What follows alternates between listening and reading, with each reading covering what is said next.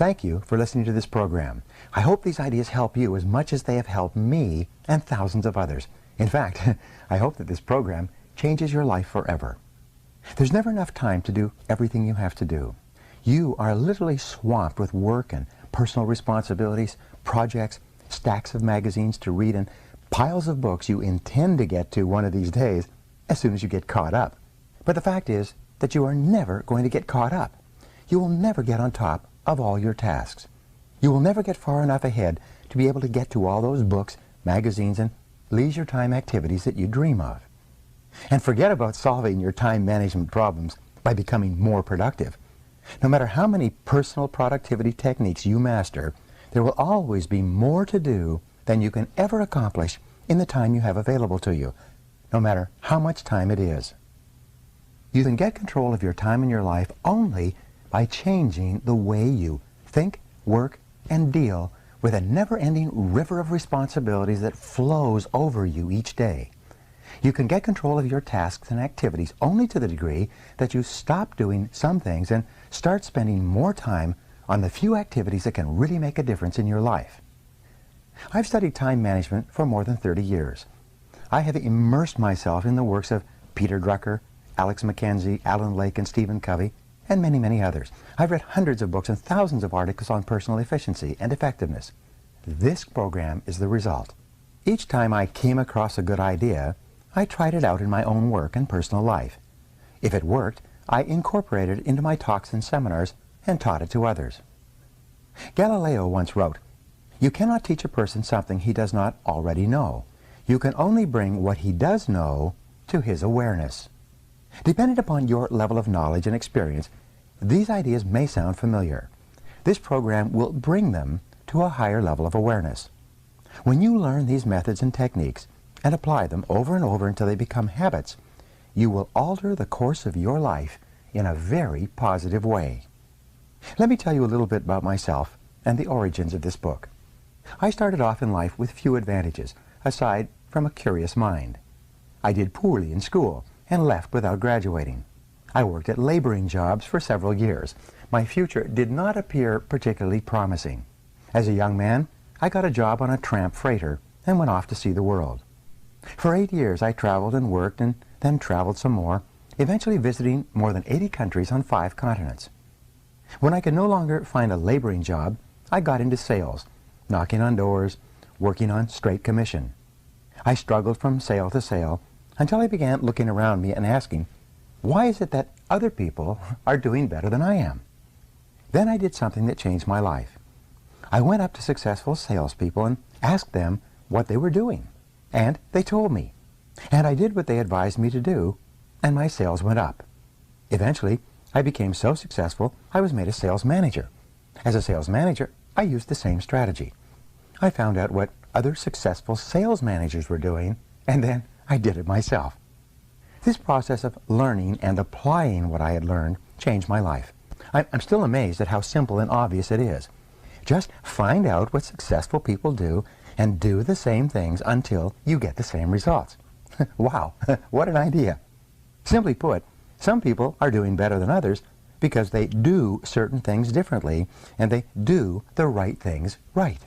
Especially, they use their time far, far better than the average person. Coming from an unsuccessful background, I had developed deep feelings of inferiority and inadequacy. I had fallen into the mental trap of assuming that people who were doing better than me were actually better than me. What I learned was this. Now, that's not necessarily true. They were just doing things differently, and what they had learned to do, within reason, I could learn as well. This was a great revelation to me. I was both amazed and excited with this discovery.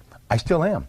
I realized that I could change my life and achieve almost any goal I could set for myself if I just found out what others were doing in that area and then did it myself until I got the same results they were getting. Within 1 year of starting in sales, I was a top salesman. A year after I was made a manager, I was a vice president in charge of a 95-person sales force in 6 countries. And I was 25 years old. Over the years, I have worked in 22 different jobs, started and built several companies, and earned a business degree from a major university. I also learned to speak French, German, and Spanish, and have been a trainer, consultant, or speaker for more than 500 companies. I currently give talks and seminars to more than 300,000 people each year, with audiences as large as 20,000 people. Throughout my career, I have found a simple truth.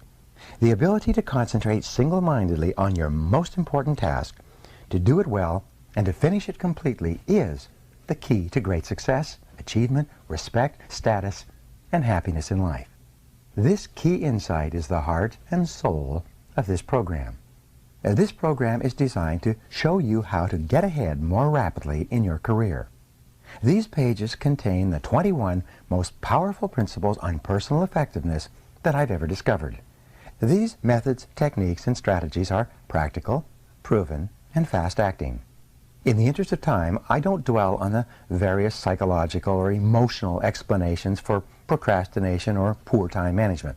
There are no lengthy departures into theory or research.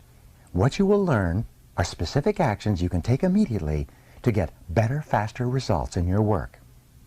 Every idea in this program is focused on increasing your overall levels of productivity, performance, and output, on making you more valuable in whatever you do. You can apply many of these ideas to your personal life as well. Each of these 21 methods and techniques is complete in itself.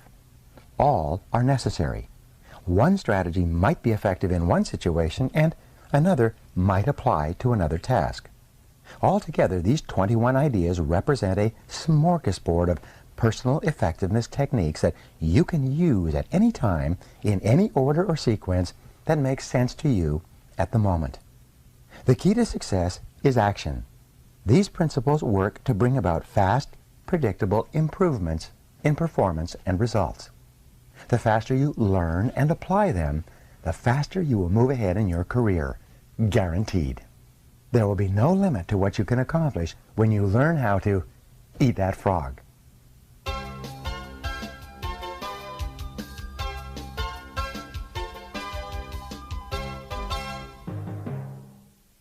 Let me begin by saying this. This is a wonderful time to be alive. There have never been more possibilities and opportunities for you to achieve more of your goals than exist today. As perhaps never before in human history, you are actually drowning in options. In fact, there are so many good things you can do that your ability to decide among them may be the critical determinant of what you accomplish in life. If you're like most people today, you are overwhelmed with too much to do and too little time. As you struggle to get caught up, new tasks and responsibilities just keep rolling in like the tides. Because of this, you will never be able to do everything you have to do. You will never be caught up. You will always be behind in some of your tasks and responsibilities, and probably in many of them. For this reason, and perhaps more than ever before, your ability to select your most important task at each moment and then to start on that task and get it done both quickly and well will probably have more of an impact on your success than any other quality or skill you can develop. An average person who develops the habit of setting clear priorities and getting important tasks completed quickly will run circles around a genius who talks a lot and makes wonderful plans but gets very little done. It's been said for many years that if the first thing you do each morning is to eat a live frog, you can then go through the day with the satisfaction of knowing that is probably the worst thing that's going to happen to you all day long. Your frog is your biggest, most important task. It's the one you're most likely to procrastinate on if you don't do something about it right now. It's also the one task that can have the greatest positive impact on your life and results at the moment. It's also been said that if you have to eat two frogs, eat the ugliest one first. This is another way of saying that if you have two important tasks, start with the biggest, hardest, and most difficult task first. Discipline yourself to begin immediately and then to persist until the task is complete before you go on to something else. Think of this as a test. Treat it like a personal challenge. Resist the temptation to start with the easier task. Continually remind yourself that one of the most important decisions you make each day is your choice of what you will do immediately and what you will do later, if you do it at all. Here's one final observation. If you have to eat a live frog, it doesn't pay to sit and look at it for very long. The key to reaching high levels of performance and productivity is for you to develop the lifelong habit of tackling your major task first thing each morning. You must develop the routine of eating your frog before you do anything else, and without taking too much time to think about it. In study after study of men and women who get paid more and promoted faster, the quality of action orientation stands out as the most observable and consistent behavior they demonstrate in everything they do.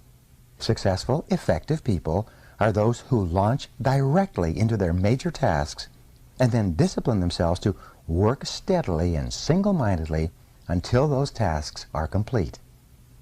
In our world, and especially in our business world, you are paid and promoted for getting specific, measurable results. You are paid for making a valuable contribution, and especially for making the contribution that is expected of you. Failure to execute is one of the biggest problems in organizations today. Many people confuse activity with accomplishment. They talk continually, hold endless meetings, and make wonderful plans. But in the final analysis, no one does the job and gets the results required. Fully 95% of your success in life and work will be determined by the kinds of habits that you develop over time. The habit of setting priorities, overcoming procrastination, and getting on with your most important task is a mental and physical skill. As such, this habit is learnable through practice and repetition, over and over again, until it locks into your subconscious mind and becomes a permanent part of your behavior. Once it becomes a habit, it becomes both automatic and easy to do. You are designed mentally and emotionally in such a way that task completion gives you a positive feeling. It makes you happy. It makes you feel like a winner. Whenever you complete a task of any size or importance, you feel a surge of energy, enthusiasm, and self-esteem. The more important the completed task, the happier, more confident, and more powerful you feel about yourself and your world. The completion of an important task triggers the release of endorphins in your brain. These endorphins give you a natural high. The endorphin rush that follows successful completion of any task makes you feel more creative and confident. Here's one of the most important of the so-called secrets of success. It is that you can actually develop a positive addiction to endorphins and to the feeling of enhanced clarity, confidence, and competence that they trigger. When you develop this addiction, almost without thinking, you begin to organize your life in such a way that you are continually starting and completing ever more important tasks and projects. You actually become addicted, in a very positive sense, to success and contribution.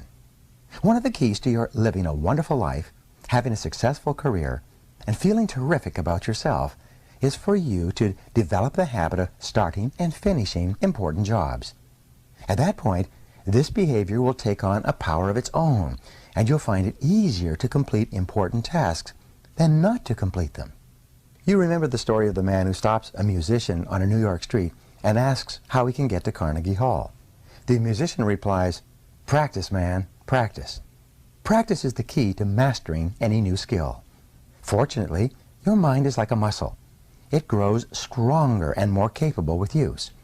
With practice, you can learn any behavior or develop any habit that you consider either desirable or necessary. You need 3 qualities to develop the habits of focus and concentration, which are all learnable. They are decision, discipline, and determination. First, make a decision to develop the habit of task completion. Second, discipline yourself to practice the principles you are about to learn until you master them. And finally, back everything you do with determination until the habit is locked in and becomes a permanent part of your personality. Now, there's a special way that you can accelerate your progress toward becoming the highly productive, effective, efficient person that you want to be. It consists of your thinking continually about the rewards and benefits of being an action-oriented, fast-moving, focused person.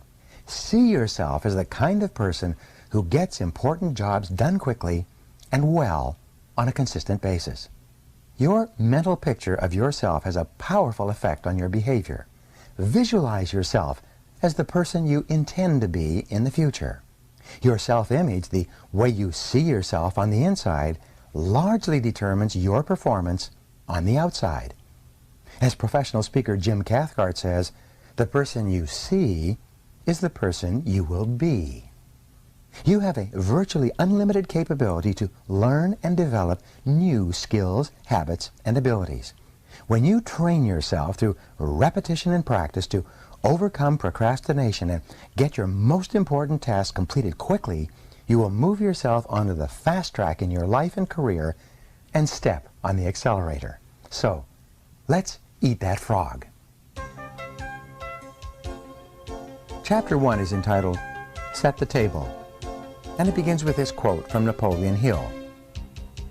He says, "There is one quality that one must possess to win, and that is definiteness of purpose, the knowledge of what one wants, and a burning desire to achieve it." Before you can determine your frog and get on with eating it, you have to decide exactly what you want to accomplish in each area of your life. Clarity is the most important concept in personal productivity. The number one reason why some people get more work done faster is because they are absolutely clear about their goals and objectives, and they don't deviate from them. The more clear you are about what it is you want and what you have to do to achieve it, the easier it is for you to overcome procrastination, eat your frog, and get on with the completion of the task. A major reason for procrastination and lack of motivation is vagueness, confusion, and fuzzy-mindedness about what you are supposed to do and in what order and for what reason. You must avoid this common condition with all your strength by striving for ever greater clarity in everything you do. Here's a great rule for success. Think on paper. Only about 3% of adults have clear written goals. These people accomplish 5 and 10 times as much as people of equal or better education and ability, but who, for whatever reason, have never taken the time to write out exactly what it is they want. There's a powerful formula for setting and achieving goals that you can use for the rest of your life. It consists of 7 simple steps. Taking any one of these steps can double and triple your productivity if you're not currently using it. Many graduates of my training programs have increased their incomes dramatically in a matter of a few years or even a few months with this simple 7-step method. Here it is. Step number 1, decide exactly what you want. Either decide for yourself or sit down with your boss and discuss your goals and objectives until you are crystal clear about exactly what is expected of you and in what order of priority. It's amazing how many people are working away day after day on low-value tasks because they have not had this critical discussion with their manager. Here's another rule. One of the very worst uses of time is to do something very well that need not be done at all. Stephen Covey says, before you begin scrambling up the ladder of success, make sure that it's leaning against the right building. Step number 2, write it down. Think on paper. When you write down your goal, you crystallize it and give it tangible form. You create something that you can touch and see. On the other hand, a goal or objective that's not in writing is merely a wish or a fantasy. It has no energy behind it. Unwritten goals lead to confusion, vagueness, misdirection, and numerous mistakes. Step number 3, set a deadline on your goal. A goal or decision without a deadline has no urgency. It has no real beginning or end. Without a definite deadline accompanied by the assignment or acceptance of specific responsibilities for completion, you will naturally procrastinate and get very little done. Step number 4, make a list of everything that you can think of that you're going to have to do to achieve your goal. As you think of new activities, add them to your list. Keep building your list until it is complete. A list gives you a visual picture of the larger task or objective. It gives you a track to run on. It dramatically increases the likelihood that you will achieve your goal as you have defined it and on schedule. Step number 5. Organize the list into a plan. Organize your list by priority and sequence. Take a few minutes to decide what you need to do first and what you can do later. Decide what has to be done before something else and what needs to be done afterwards. Even better, lay out your plan visually in the form of a series of boxes and circles on a sheet of paper. You'll be amazed at how much easier it is to achieve your goal when you break it down into individual tasks. With a written goal and an organized plan of action, you will be far more productive and efficient than someone who is carrying his goals around in his mind. Step number 6. Take action on your plan immediately. Do something, do anything. An average plan vigorously executed is far better than a brilliant plan on which nothing is done. For you to achieve any kind of success, execution is everything. And finally, step number 7. Resolve to do something every single day that moves you toward your major goal. Build this activity into your daily schedule. Read a specific number of pages on a key subject. Call on a specific number of prospects or customers. Engage in a specific period of physical exercise. Learn a certain number of new words in a foreign language. Never miss a day. Keep pushing forward. Once you start moving, keep moving. Don't stop. This decision, this discipline alone can make you one of the most productive and successful people of your generation. Clear written goals have a wonderful effect on your thinking. They motivate you and galvanize you into action. They stimulate your creativity, release your energy, and help you to overcome procrastination as much as any other factor. Goals are the fuel in the furnace of achievement. The bigger your goals and the clearer they are, the more excited you become about achieving them. The more you think about your goals, the greater becomes your inner drive and desire to accomplish them. Think about your goals and review them daily. Every morning when you begin, take action on the most important task you can accomplish to achieve your most important goal at the moment. Now, here's what you can do to put this idea into action immediately. Take a clean sheet of paper right now and make a list of 10 goals that you want to accomplish in the next year. Write your goals as though a year has already passed and they are now a reality.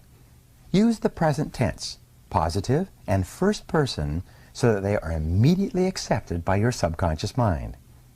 For example, you would write, I earn X number of dollars per year, or I weigh X number of pounds, or I drive such and such a car.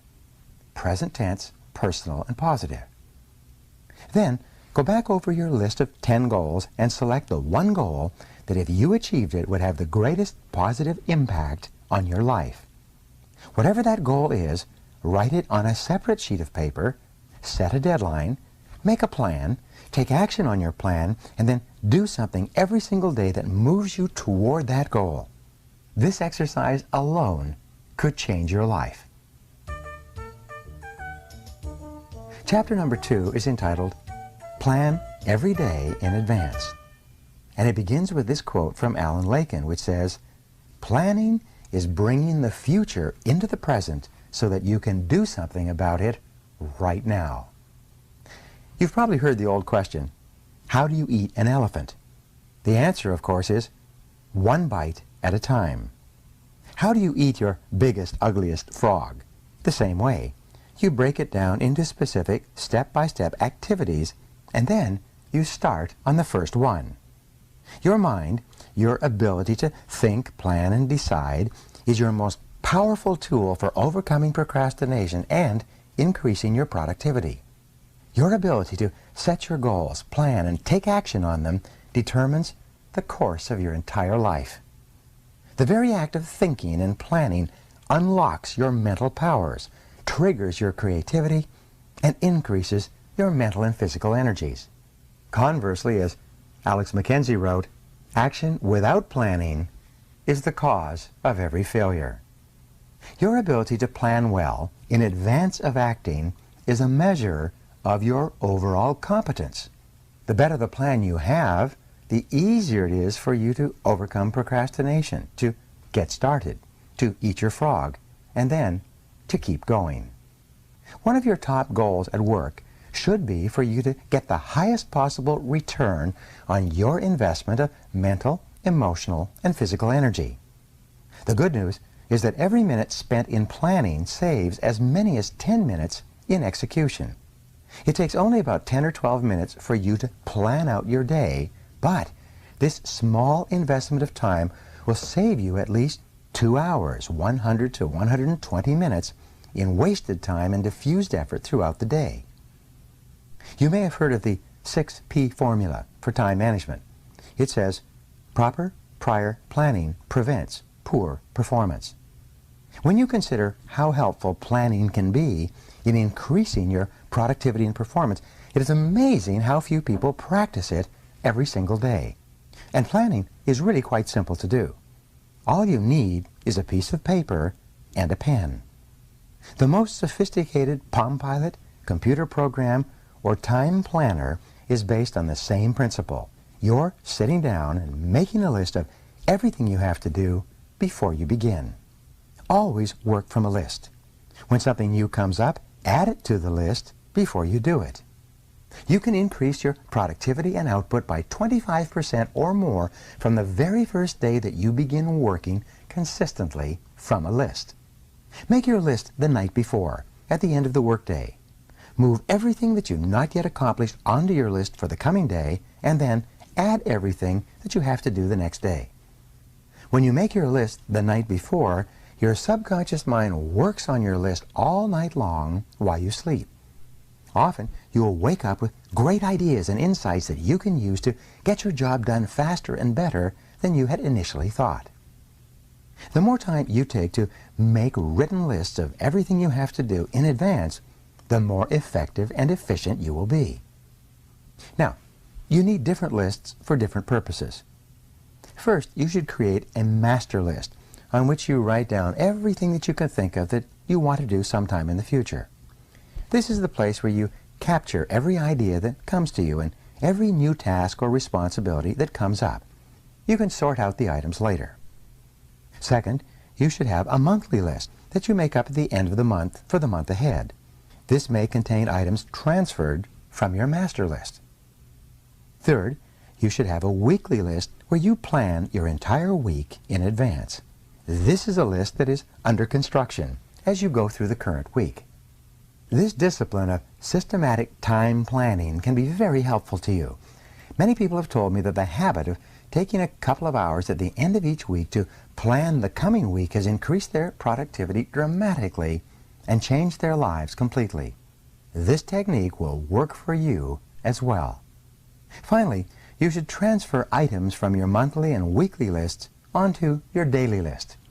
These are the specific activities that you are going to accomplish the following day. As you work through the day, tick off the items on your list as you complete them. This activity gives you a visual picture of accomplishment. It generates a feeling of success and forward motion. Seeing yourself working progressively through your list motivates and energizes you. It raises your self-esteem and self-respect. Steady, visible progress propels you forward and helps you to overcome procrastination. When you have a project of any kind, begin by making a list of every step that you will have to complete to finish the project from beginning to end. Organize the project tasks by priority and sequence. Lay them out in front of you on paper or on a computer so that you can see them. Then, go to work on one task at a time. You will be amazed at how much you get done this way. As you work through your lists, you will feel more and more effective and powerful. You will feel more in control of your life. You will be naturally motivated to do even more. You will think better and more creatively. You will get more and better insights that enable you to do your work even faster. As you work steadily through your lists, you will develop a sense of positive forward momentum that will enable you to overcome procrastination. This feeling of progress will give you more energy and keep you going throughout the day. One of the most important rules of personal effectiveness is the 10-90 rule. This rule says that the first 10% of time that you spend planning and organizing your work before you begin will save you as much as 90% of the time in getting the job done once you get started. You only have to try this rule once to prove it to yourself. When you plan each day in advance, you find it much easier to get going and to keep going. The work goes faster and smoother than ever before. You feel more powerful and competent. You eventually become unstoppable. Now here's how you can put these ideas into action immediately. Begin today to plan every day, every week, and every month in advance. Take a notepad or sheet of paper and make a list of everything you have to do in the next 24 hours. Add to your list as new items come up. Make a list of all your projects, the big multitask jobs that are important to your future. Lay out each of your major goals, projects, or tasks by priority, what is most important, and by sequence, what has to be done first, what comes second, and so forth. Start with the end in mind and work backward to the present. Think on paper. Always work from a list. You will be amazed at how much more productive you become and how much easier it is to eat your frog. Chapter 3 is entitled, Apply the 80-20 Rule to Everything. The German philosopher Johann Wolfgang von Goethe wrote, "We always have time enough if we will but use it aright." The 80-20 rule is one of the most helpful of all concepts of time and life management. It's also called the Pareto principle after its founder, the Italian economist Vilfredo Pareto, who first wrote about it in 1895. Pareto noticed that people in his society seemed to divide naturally into what he called the vital few, the top 20% in terms of money and influence, and the trivial many, the bottom 80%. He later discovered that virtually all economic activity was subject to this Pareto principle as well. For example, this rule says that 20% of your activities will account for 80% of your results. 20% of your customers will account for 80% of your sales. 20% of your products or services will account for 80% of your profits. 20% of your tasks will account for 80% of the value of what you do, and so on. This means that if you have a list of 10 items to do today, 2 of those items will turn out to be worth as much or more than all the other 8 items put together. Here's an interesting discovery. Each of these tasks may take the same amount of time to accomplish, but 1 or 2 of these tasks will contribute 5 or 10 times the value of any of the others. Often, one item on a list of 10 tasks that you have to do can be worth more than all the other 9 items put together. This task is invariably the frog that you should eat first. Can you guess on which items the average person is most likely to procrastinate? You're right. The sad fact is that most people procrastinate on the top 10 or 20% of items that are the most valuable and important, the vital few. They busy themselves instead with the least important 80%, the trivial many, that contribute very little to results. You often see people who appear to be busy all day long but seem to accomplish very little. This is almost always because they are working on tasks that are of low value, while they procrastinate on the 1 or 2 activities that could make a real difference to their companies and to their careers. The most valuable tasks you can do each day are often the hardest and most complex, but the payoff and rewards for completing these tasks efficiently can be tremendous. For this reason, you must adamantly refuse to work on tasks in the bottom 80% while you still have tasks in the top 20% left to be done. Before you begin work, always ask yourself, is this task in the top 20% of my activities or in the bottom 80%? And here's a rule for success. Resist the temptation to clear up small things first. Remember, whatever you choose to do over and over again eventually becomes a habit that's hard to break. If you choose to start your day on low-value tasks, you will soon develop the habit of always starting and working on low-value tasks. This is not the kind of habit you want to develop or keep. The hardest part of any important task is getting started on it in the first place. Once you actually begin work on a valuable task, you seem to be naturally motivated to continue. A part of your mind loves to be busy working on significant tasks that can really make a difference. Your job is to feed this part of your mind continually. Just thinking about starting and finishing an important task motivates you and helps you to overcome procrastination.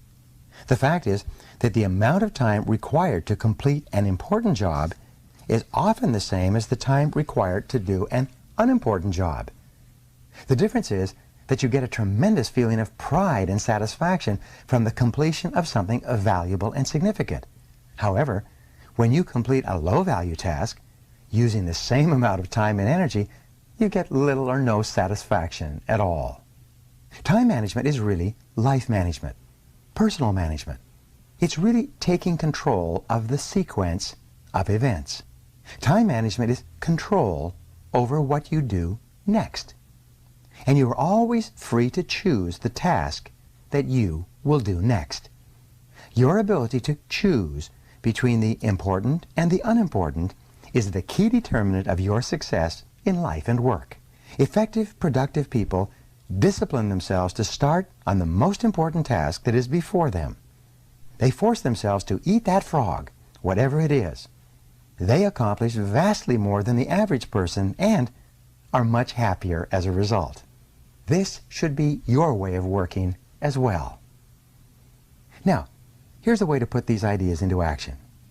Make a list of all the key goals, activities, projects, and responsibilities in your life today.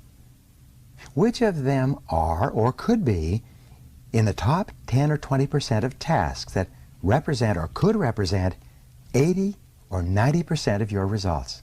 Resolve today that you are going to spend more and more of your time working in those few areas that can really make a difference in your life and career, and less time on lower value activities.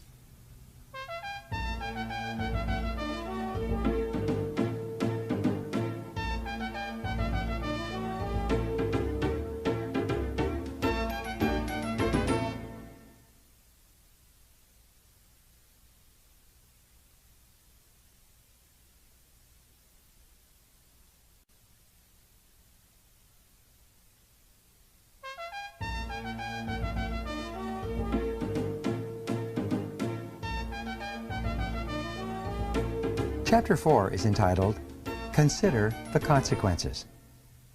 And here's a great quote from Orison Swett Marden.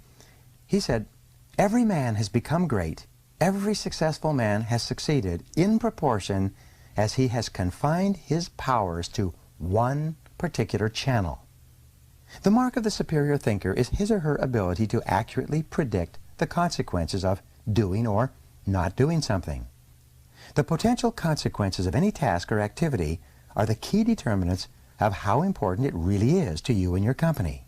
This way of evaluating the significance of a task is how you determine what your next frog really is." Dr. Edward Banfield of Harvard University, after more than 50 years of research, concluded that long-time perspective is the most accurate single predictor of upward social and economic mobility in America. Long-time perspective turns out to be more important than family background, education, race, intelligence, connections, or virtually any other factor in determining your success in life and at work.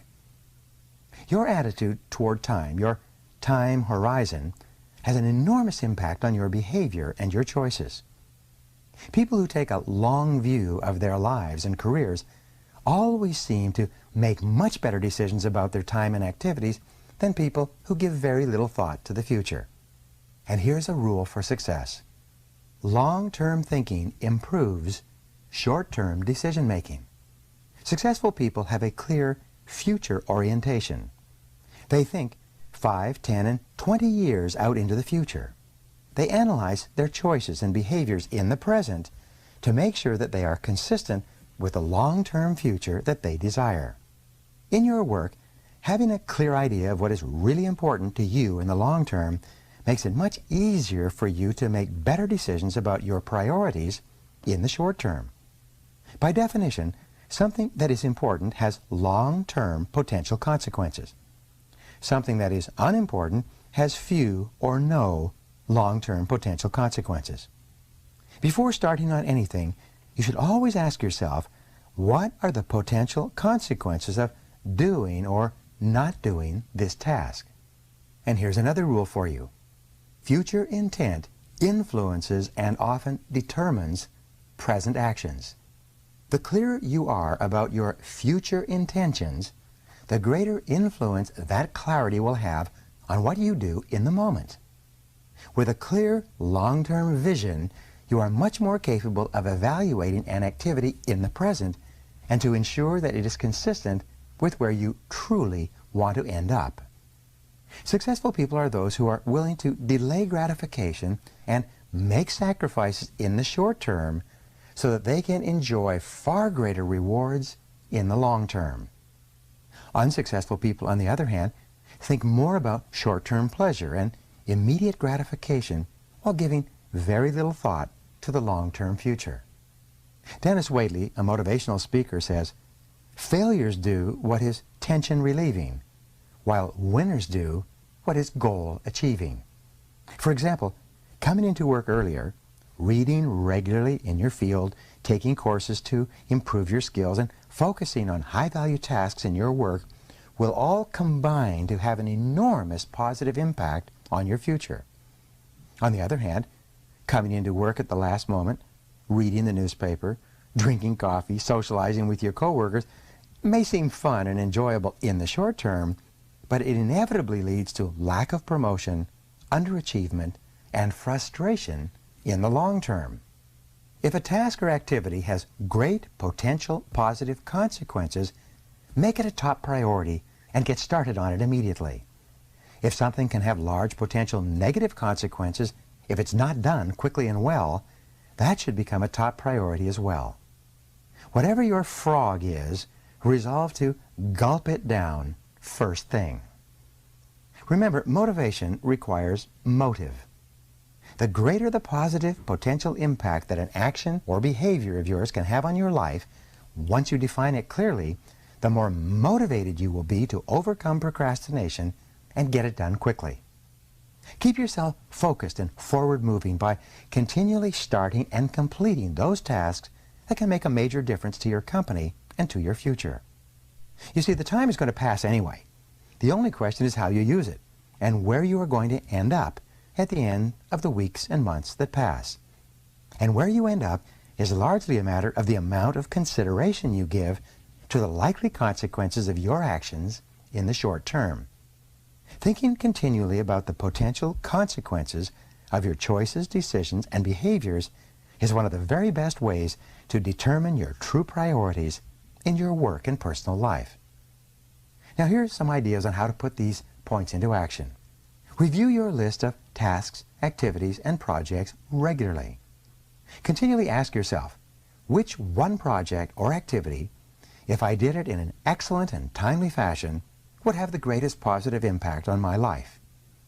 Whatever it is that can help you the most, set it as a goal, make a plan to achieve it, and go to work on your plan immediately. Remember the wonderful words of Goethe. He said, "Just begin, and the mind grows heated. Continue, and the task will be completed." Chapter 5 is entitled, Practice the ABCDE Method Continually. Here's a quote from William Matthews. He says, "The first law of success is concentration, to bend all the energies to one point and to go directly to that point, looking neither to the right nor to the left.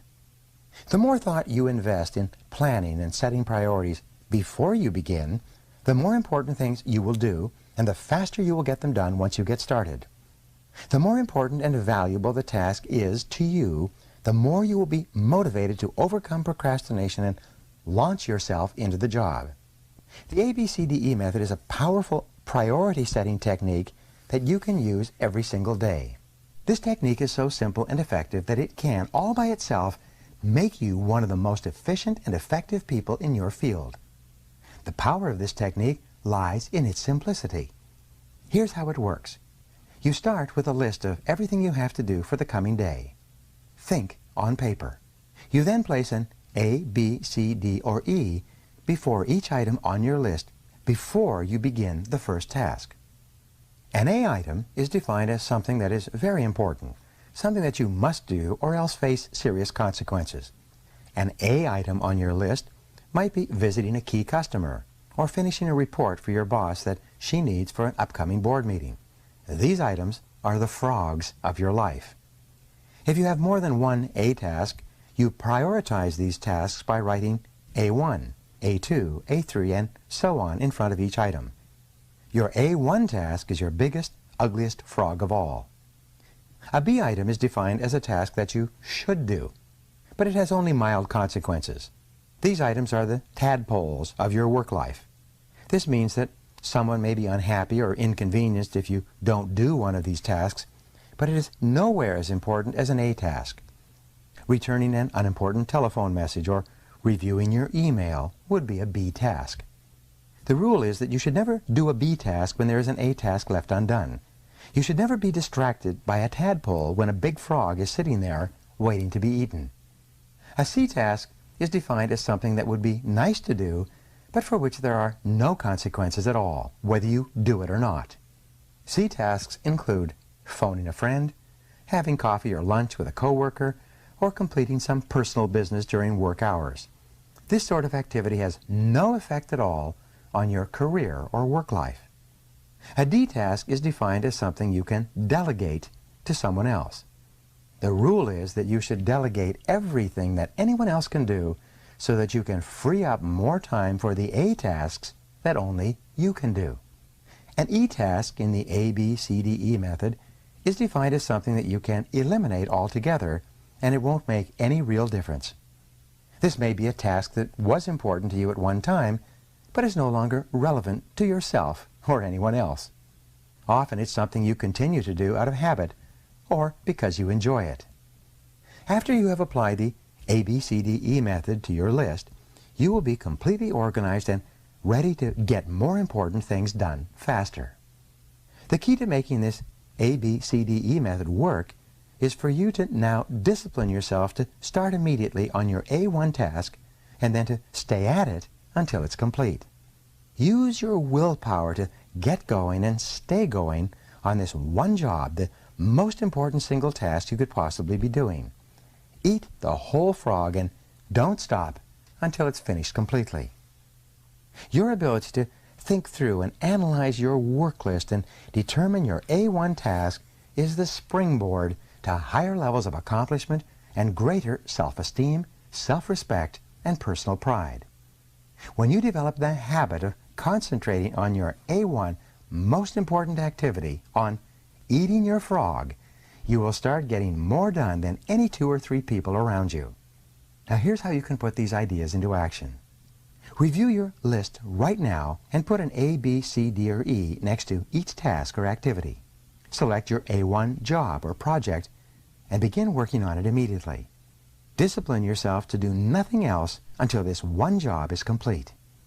Practice this ABCDE method every day and on every work or project list before you begin work for the next month. By that time, you will have developed the habit of setting and working on your highest priority tasks, and your future will be assured. Chapter 6 is entitled, Focus on Key Result Areas. Norman Vincent Peale once wrote, "When every physical and mental resource is focused, one's power to solve a problem multiplies tremendously." Here's the question. Why am I on the payroll? This is one of the most important questions you ever ask and answer over and over again throughout your career. As it happens, most people are not exactly sure why they are on the payroll. But if you're not crystal clear about why you're on the payroll and what results you've been hired to accomplish, it's very hard for you to perform at your best and get paid more and promoted faster? In its simplest terms, the answer is that you have been hired to get specific results. A wage or a salary is a payment for a specific quality and quantity of work that can be combined with the work of others to create a product or service that customers are willing to pay for. Each job can be broken down into about 5 to 7 key result areas, seldom more. These are the results that you absolutely positively have to get to fulfill your responsibilities and make your maximum contribution to your organization. Key result areas are similar to the vital functions of the body, such as those indicated by blood pressure, heart rate, respiratory rate, and brainwave activity. An absence of any one of these vital functions leads to the death of the organism. By the same token, your failure to perform in a critical result area of your work can lead to the end of your job as well. For example, the key result areas of management are planning, organizing, staffing, delegating, supervising, measuring, and reporting. These are the areas in which a manager must get results to succeed in his or her area of responsibility. You must have essential knowledge and skills for your job. These demands are continually changing. You have developed core competencies that make it possible for you to do your job in the first place, but key results are always central to your work and determine your success or failure in your job. A key result area is something that you must achieve to succeed at your job. It's a task area for which you are completely responsible. If you don't do it, it will not be done by someone else. A key result area is an activity that is under your control. It is an output of your work that becomes an input or a contributing factor to the work of others. The starting point of high performance is for you to first identify the key result areas of your work. Discuss them with your boss. Make a list of your output responsibilities and make sure that the people above you, on the same level of you, and below you are in agreement with it. For example, for a salesperson, prospecting and opening new accounts is a key result area. This activity is the key to the entire sales process. Closing a sale is another key result area. When the sale is made, it triggers the activities of many other people to produce and deliver the product or service. For a company owner or key executive, negotiating a bank loan is a key result area. Hiring the right people and delegating effectively are both key result areas. For a secretary or receptionist, typing a letter or answering the phone and transferring the caller quickly and efficiently are defined as key result areas. People's ability to perform these tasks quickly and well largely determines their pay and promotability. Once you have determined your key result areas, the second step is for you to grade yourself on a scale of 1 to 10 in each of these areas. Where are you strong?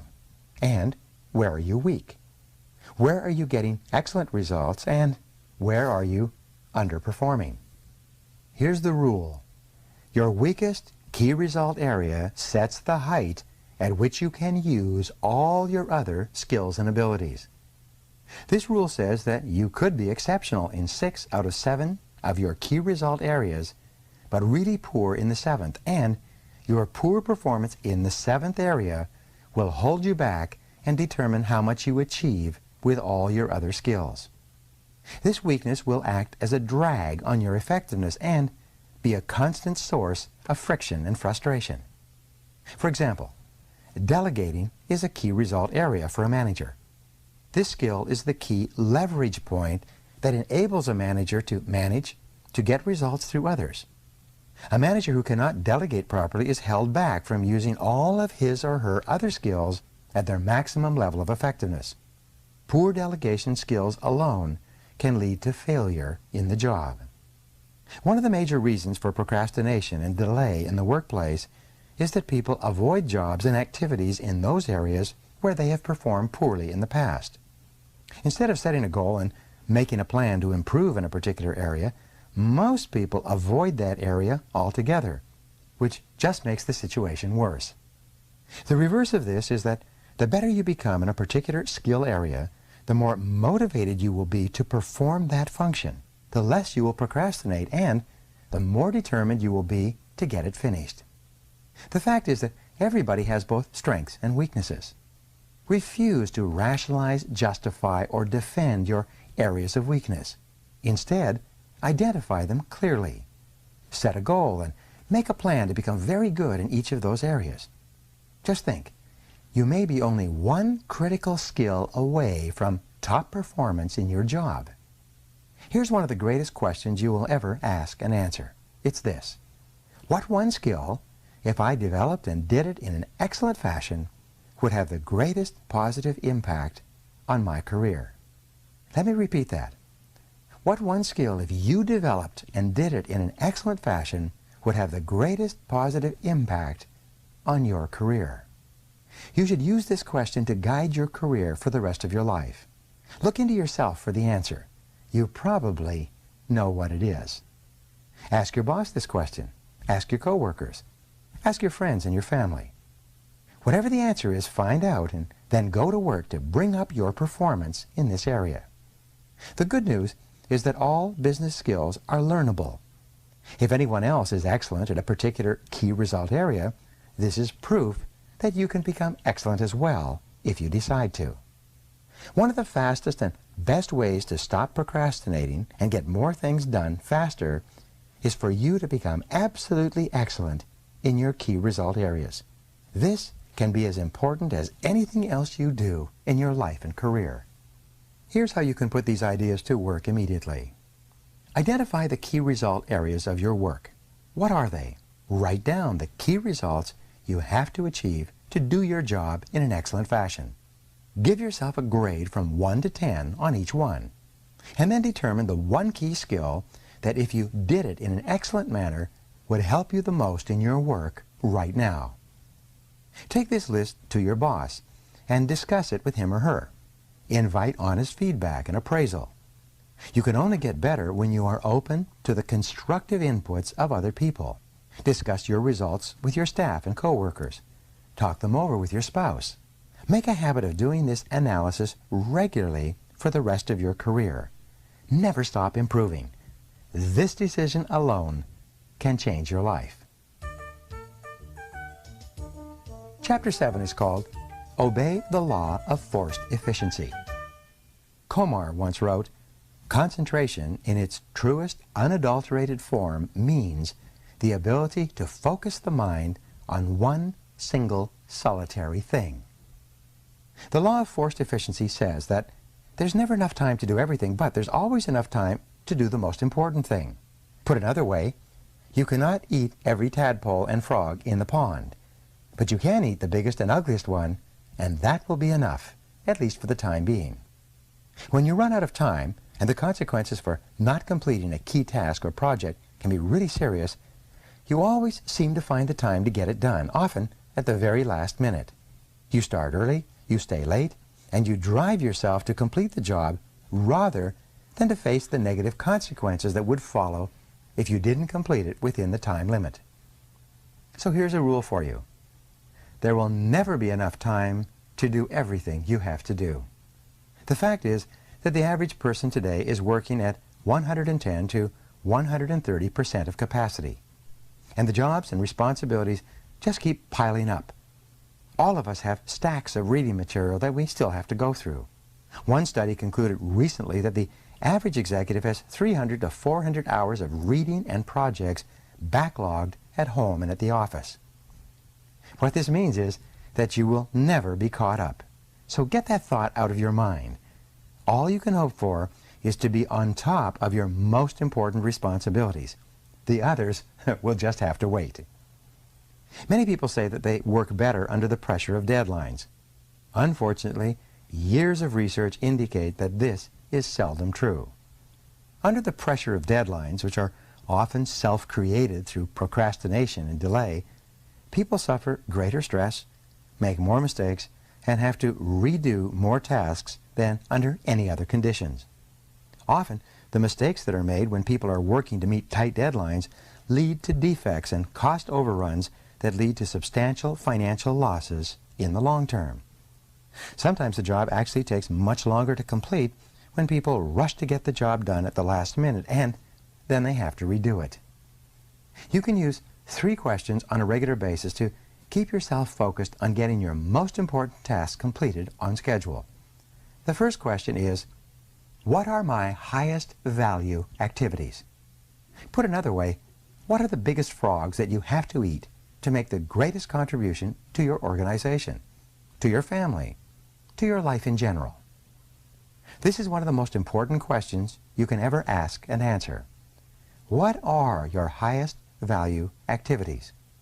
First, think this through for yourself. Then, ask your boss. Ask your coworkers and subordinates. Ask your friends and family. Like focusing the lens of a camera, you must be crystal clear about your highest value activities before you begin work. The second question you can ask yourself continually is, what can I and only I do that, if done well, will make a real difference? This question comes from Peter Drucker, the management guru. It's one of the best of all questions for achieving personal effectiveness. What can you and only you do that, if done well, will make a real difference? This refers to something that only you can do. If you don't do it, it won't be done by someone else. But if you do it, and you do it well, it can really make a difference to your life and your career. What is it? What is your frog in your work? Every hour of every day, you can ask yourself this question, and there will always be a specific answer. Your job is to be clear about the answer, and then to start and work on this task before anything else. The third question you can ask is, what is the most valuable use of my time right now? In other words, what is my biggest frog of all at this moment? This is the core question of time management. Asking it is the key to overcoming procrastination and becoming a highly productive person. Every hour of every day, there is an answer to this question. Your job is to ask yourself the question over and over again and to always be working on the answer to it, whatever it is. Do first things first and second things not at all. As Goethe said, the things that matter most must never be at the mercy of the things that matter least. The more accurate your answers to these questions, the easier it will be for you to set clear priorities, to overcome procrastination, and to get started on the one activity that represents the most valuable use of your time right now. Now here's how to put these ideas into action. Remember, your most powerful thinking tool for success is your ability to discriminate between one priority and another. Take a few minutes each day and sit quietly where you cannot be disturbed. During this time, relax and just think about your work and activities without stress or pressure. In almost every case, during this time of solitude, you will receive wonderful insights and ideas that will save you enormous amounts of time when you apply them on the job.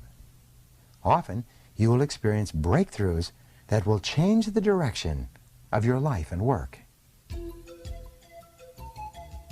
Chapter 8 is entitled, Prepare Thoroughly Before You Begin.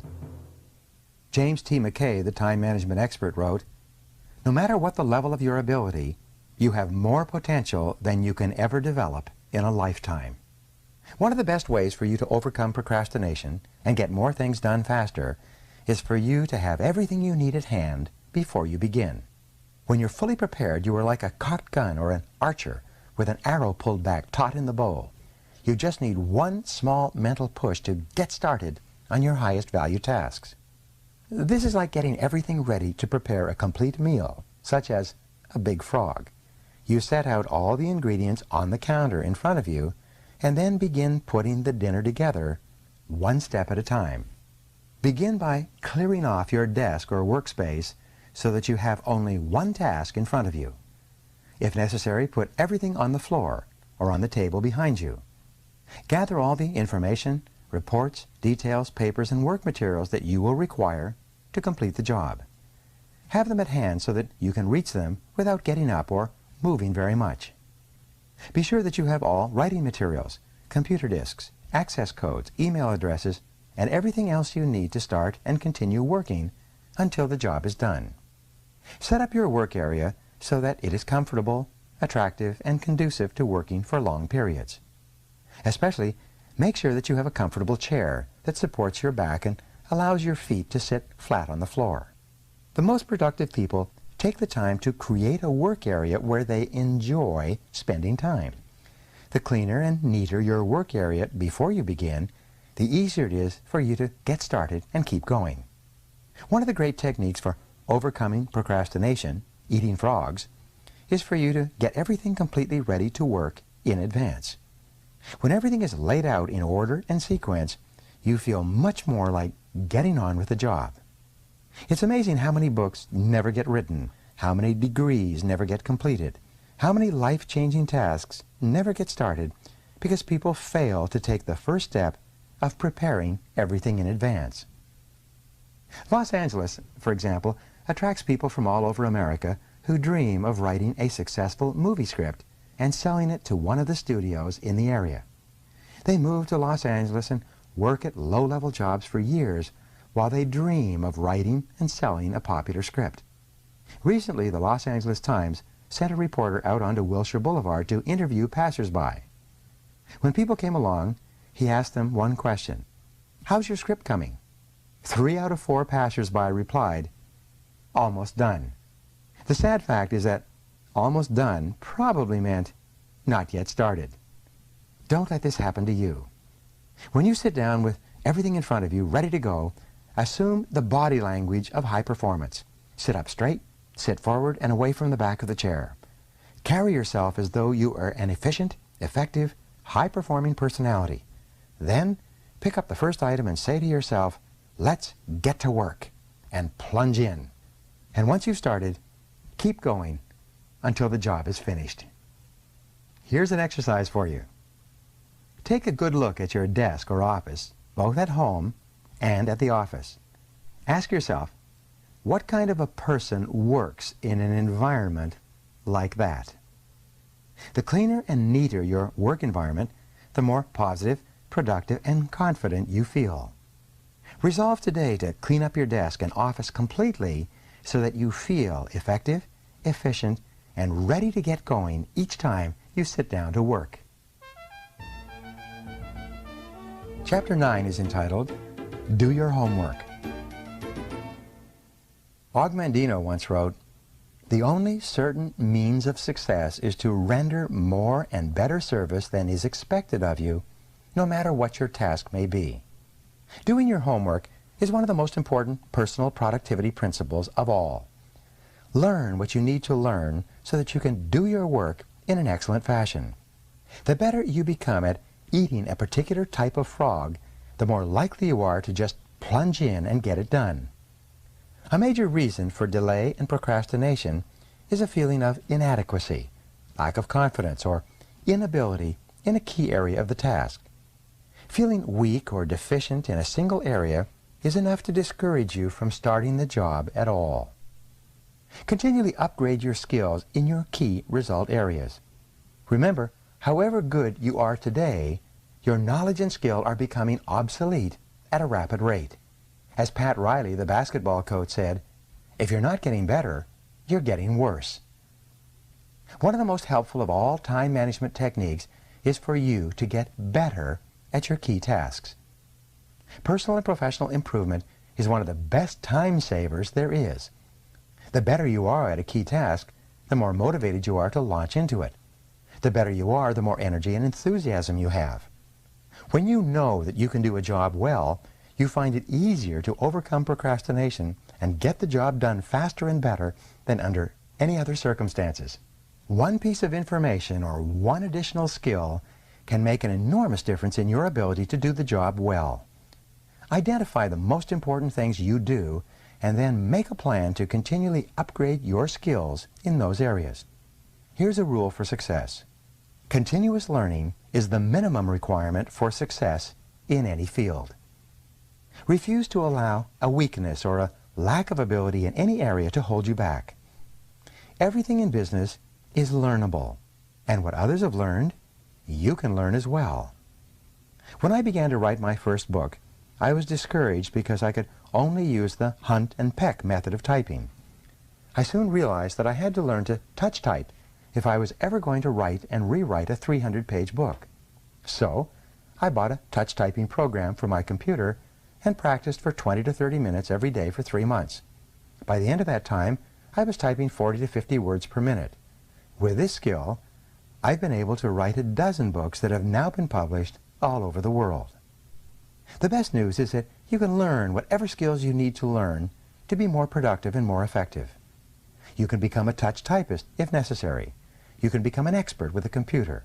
You can become a terrific negotiator or a super salesperson. You can learn to speak in public. You can learn to write effectively and well. These are all skills you can acquire as soon as you decide to and make them a priority. Read in your field for at least 1 hour every day. Get up a little earlier in the morning and read for 30 to 60 minutes in a book or magazine that contains information that can help you to be more effective and productive at what you do. Take every course and seminar available on key skills that can help you. Attend the conventions and business meetings of your profession or occupation. Go to the sessions and workshops. Sit up front and take notes. Purchase the audio recordings of the programs. Dedicate yourself to becoming one of the most knowledgeable and competent people in your field. Finally, listen to audio programs in your car like this. The average car owner sits behind the wheel 500 to 1,000 hours each year while driving from place to place. Turn driving time into learning time. You can become one of the smartest, most capable, and highest paid people in your field simply by listening to educational audio programs as you drive around. The more you learn and know, the more confident and motivated you feel. The better you become, the more capable you will be of doing even more in your field. The more you learn, the more you can learn. Just as you can build your physical muscles through physical exercise, you can build your mental muscles with mental exercise. And there is no limit to how far or how fast you can advance except for the limits you place on your imagination. So here's an exercise that you can engage in immediately. Resolve today to become a do-it-to-yourself project. Become a lifelong student of your craft. School is never out for the professional. What are the key skills that can help you the most to achieve better and faster results? What are the core competencies that you will need to have in the future to lead your field? Whatever they are, set a goal, make a plan, and begin developing and increasing your ability in those areas. Resolve to be the very best at what you do. This is one of the greatest time management techniques of all.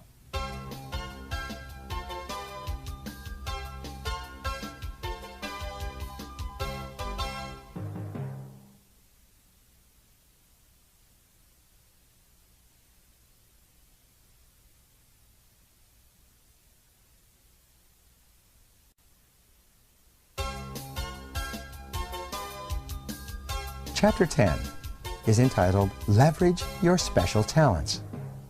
Dean Briggs of Harvard once wrote, "Do your work, not just your work and no more, but a little more for the lavishing sake, that little more that is worth all the rest." Remember, you are remarkable. You have special talents and abilities that make you different from every other person who has ever lived. There are frogs you can eat or learn to eat that can make you one of the most important people of your generation. There are certain things that you can do or that you can learn to do that can make you extraordinarily valuable to yourself and others. Your job is to identify your special areas of uniqueness and then to commit yourself to becoming very, very good in those areas. Your most valuable asset in terms of cash flow is your earning ability. Your ability to work enables you to bring tens of thousands of dollars into your life every year by simply applying your knowledge and skills to your world. This is your ability to eat specific frogs faster and better than others. You could lose everything you own, your house, your car, your job, your bank account, but as long as you still had your earning ability, you could still make it all back and more besides. Take stock of your unique talents and abilities on a regular basis. What is it that you do especially well? What are you good at? What do you do easily and well that is difficult for most other people? Looking back at your career, what has been most responsible for your success in life and work to date? What have been the most significant frogs you have eaten in the past? You are designed such that you will most enjoy doing the very things that you can be the very best at. What is it that you enjoy the most about your work? What kind of frogs do you most enjoy eating? The very fact that you enjoy something means that you probably have within yourself the capability to be excellent in that area. One of your great responsibilities in life is to decide what you really love to do and then to throw your whole heart into doing that special thing very, very well. Look at the various things you do. What is it that you do that gets you the most compliments and praise from other people? What do you do that positively affects the work and performance of other people more than anything else? Successful people are invariably those who have taken the time to identify what they do well and most enjoy. They know what they do that really makes a difference in their work, and they then concentrate on that task or area of activity exclusively. You should always focus your best energies and abilities in starting and completing those tasks where your unique talents and abilities enable you to do them well and make a significant contribution. You cannot do everything, but you can do those few things in which you excel, the few things that can really make a difference. Here's how to put these ideas into action. Continually ask yourself these key questions. What am I really good at? What do I enjoy the most about my work? What has been most responsible for my success in the past? If I could do any job at all, what job would it be? If you won the lottery or otherwise came into an enormous amount of money and you could choose any job or any part of any job to do for the indefinite future, what work would you choose? What sort of preparation would you have to engage in to be able to do that work in an excellent fashion? Whatever your answer, get started today. Chapter 11 is entitled, Identify Your Key Constraints. Alexander Graham Bell once wrote, "Concentrate all your thoughts on the task at hand. The sun's rays do not burn until brought to a focus." So what is holding you back? What sets the speed at which you achieve your goals? What determines how fast you move from where you are to where you want to go? What stops you or holds you back from eating the frogs that can really make a difference? Why aren't you at your goal already? These are some of the most important questions you will ever ask and answer on your way to achieving high levels of personal productivity and effectiveness. Whatever you have to do, there's always a limiting factor that determines how quickly and well you get it done. Your job is to study the task and identify the limiting factor or constraint within it. You must then focus all of your energies on alleviating that single choke point. In virtually every task, large or small, one factor sets the speed at which you achieve the goal or complete the job. What is it? Concentrate your mental energies on that one key area. This can be the most valuable use of your time and talents. This factor may be a person whose help or decision you need, a resource that you require, a weakness in some part of your organization, or something else. But the limiting factor is always there, and it is always your job to find it. For example, the purpose of a business is to create and keep customers. By doing this in sufficient quantities, the company makes a profit and continues to grow and flourish. In every business, there is a limiting factor or choke point that determines how quickly and well the company achieves its purpose. It may be the marketing, the level of sales, or the sales force itself. It may be the cost of operation or the methods of production. It may be the level of cash flow or costs. The success of the company may be determined by the competition, the customers, or the current marketplace. One of these factors, more than anything else, determines how quickly the company achieves its goals of growth and profitability. What is it?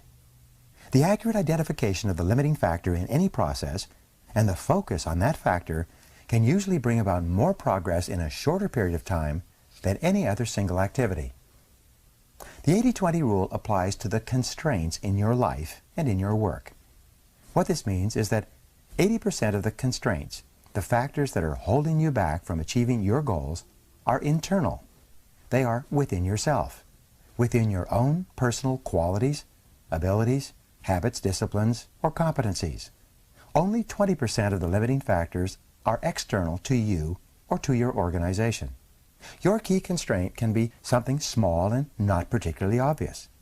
Sometimes it requires that you make a list of every step in the process and examine every activity to determine exactly what is holding you back.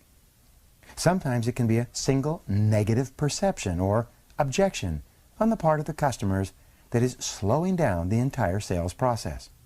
Sometimes it is the absence of a single feature that is holding back the growth of sales of a product or service line. Look into your company honestly.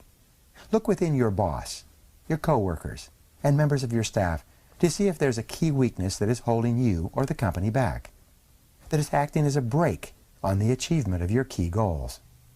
In your own life, you must have the honesty to look deeply into yourself for the limiting factor or limiting skill that sets the speed at which you achieve your personal goals. Successful people always begin the analysis of constraints by asking the question, what is it in me that is holding me back? They accept complete responsibility and look to themselves for both the cause and the cure of their problems. Keep asking, what sets the speed at which I get the results I want? The definition of the constraint determines the strategy that you use to alleviate it.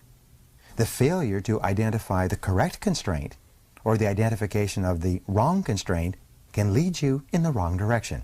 You can end up solving the wrong problem. A major corporation, a client of mine, was experiencing declining sales. The corporation's leaders concluded that the major constraint was the sales force and sales management. They spent an enormous amount of time reorganizing the management and retraining the salespeople. They later found that the primary reason that sales were down was a mistake made by an accountant who had accidentally priced their products too high relative to their competition in the marketplace. Once the company revamped its pricing, sales went back up and the business returned to profitability. Behind every constraint or choke point, once it's located and alleviated successfully, you'll find another constraint or limiting factor.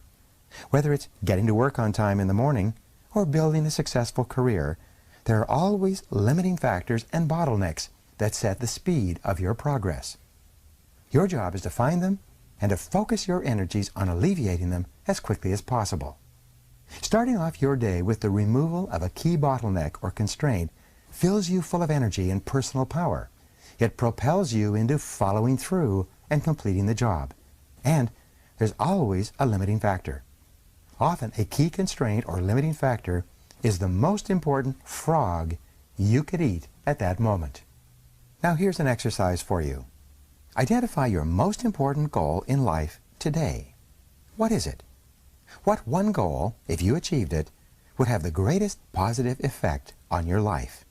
What one career accomplishment would have the greatest positive impact on your work life? Once you're clear about your major goal, ask yourself, what sets the speed at which I accomplish this goal? Why don't I have it already? What is it in me that is holding me back? Whatever your answers, take action immediately. Do something, do anything, but get started. Chapter 12 is entitled, Take It One Oil Barrel at a Time. There's an old saying that, by the yard it's hard, but inch by inch, anything's a cinch. One of the best ways to overcome procrastination is for you to get your mind off the huge task in front of you and focus on a single action that you can take. One of the best ways to eat a large frog is for you to take it one bite at a time. Confucius once wrote, "A journey of 1,000 leagues begins with a single step." This is a great strategy for overcoming procrastination and getting more things done faster. Many years ago, I crossed the heart of the Sahara Desert, the Tenerife, deep in modern-day Algeria. By that time, the desert had been abandoned by the French for years, and the original refueling stations were empty and shuttered.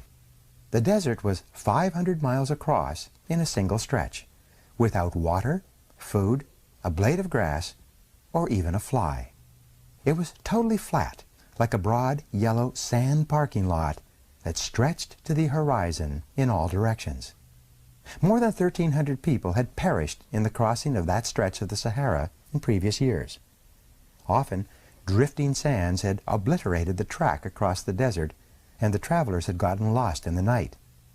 To counter the lack of features in the terrain, the French had marked the track with black 55-gallon oil drums 5 kilometers apart, exactly the distance to the horizon, where the earth curved away as you crossed that flat wasteland. Because of this, wherever we were in the daytime, we could see 2 oil barrels, the one we had just passed and the one 5 kilometers ahead. And that was enough. All we had to do was steer toward the next oil barrel. As a result, we were able to cross the biggest desert in the world by simply taking it 1 oil barrel at a time. In the same way, you can accomplish the biggest task in your life by disciplining yourself to take it just 1 step at a time. Your job is to go as far as you can see. You will then see far enough to go further. To accomplish a great task, you must step out in faith and have complete confidence that your next step will soon become clear to you. Remember the wonderful advice, leap and the net will appear. A great life or a great career is built by performing 1 task at a time, quickly and well, and then going on to the next task. Financial independence is achieved by saving a little money every single month, year after year. Health and fitness are accomplished by just eating a little less and exercising a little more day after day and month after month. You can overcome procrastination and accomplish extraordinary things by just taking the first step, by getting started towards your goal, and then by taking it 1 step, 1 oil barrel at a time. Now here's how you can put this idea into action. Select any goal, task, or project in your life where you have been procrastinating and just take 1 step toward accomplishing it immediately. Sometimes all you need to do to get started is to sit down and make a list of all the steps you will need to take to eventually complete the task. Then, just start and complete 1 item on the list, and then 1 more, and so on. You will be amazed at what you eventually accomplish. Chapter number 13, Put the Pressure on Yourself. Thomas Edison once wrote, "The first requisite for success is to apply your physical and mental energies to one problem incessantly without growing weary." The world is full of people who are waiting for someone to come along and motivate them to be the kind of people they wish they could be. The problem is that no one is coming to the rescue. These people are waiting for a bus on a street where no buses pass. As a result, if they don't take charge of their lives and put the pressure on themselves, they can end up waiting forever. And that is what most people do. Only about 2% of people can work entirely without supervision. We call these people leaders. This is the kind of person you are meant to be. Your job is to form the habit of putting the pressure on yourself and not waiting for someone else to come along and do it for you.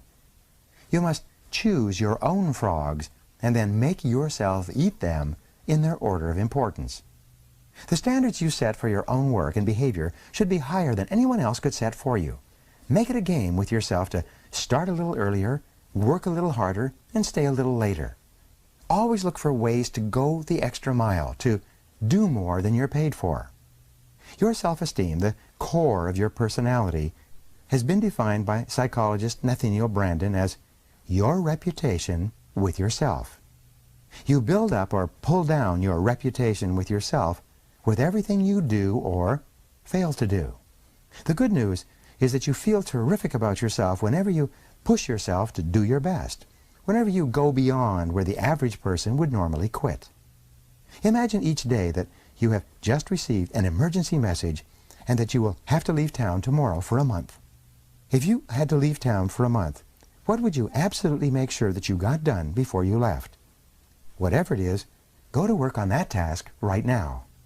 Imagine that you just received an all-expense-paid vacation as a prize, but you will have to leave tomorrow morning on the vacation or it will be given to someone else. What would you be determined to get finished before you left so that you could take that vacation? Whatever it is, start on that one job immediately. Successful people continually put the pressure on themselves to perform at high levels. Unsuccessful people have to be instructed and supervised and pressured by others. One of the great ways for you to overcome procrastination is by working as though you only had one day to get all your most important jobs done before you left for a month or went on a vacation. By putting the pressure on yourself, you accomplish more and better tasks faster than ever before. You become a high-performance, high-achieving personality. You feel terrific about yourself, and bit by bit, you build up the habit of rapid task completion that then goes on to serve you all the days of your life. Now here's how you can put these ideas into action. Set deadlines and sub-deadlines on every task and activity. Create your own forcing system. Raise the bar on yourself and don't let yourself off the hook. Once you've set yourself a deadline, stick to it and even try to beat it. Write out every step of a major job or project before you begin. Then, determine how many minutes and hours you will require to complete each phase. Organize your daily and weekly calendars to create time segments where you work exclusively on these tasks. Chapter 14 is entitled, Maximize Your Personal Powers. John Haggai once wrote, "Gather in your resources, rally all your faculties, marshal all your energies, focus all your capabilities upon mastery of at least one field of endeavor." The raw material of personal performance and productivity is contained in your physical, mental, and emotional energies. One of the most important requirements for being happy and productive is for you to guard and nurture your energy levels at all times. Your body is like a machine that uses food, water, and rest to generate energy that you then use to accomplish important tasks in your life and work. When you are fully rested, you can get 2 times, 3 times, and even 5 times as much done as when you're tired. The rule is that your productivity begins to decline after 8 or 9 hours of work. For this reason, working long hours into the night, although it is sometimes necessary, means that you are usually producing less and less in more and more time. The more tired you get, the worse is your work and the more mistakes you make. At a certain point, like a battery that is run down, you can reach the wall and simply be unable to continue. The fact is that you have specific times during the day when you are at your best. You need to identify these times and discipline yourself to use them on your most important and challenging tasks. Most people are at their best in the mornings after a good night's sleep. Some people are better in the afternoons. A few people are most creative and productive in the evenings or late at night. A major reason for procrastination is fatigue, or attempting to start on a task when you're tired.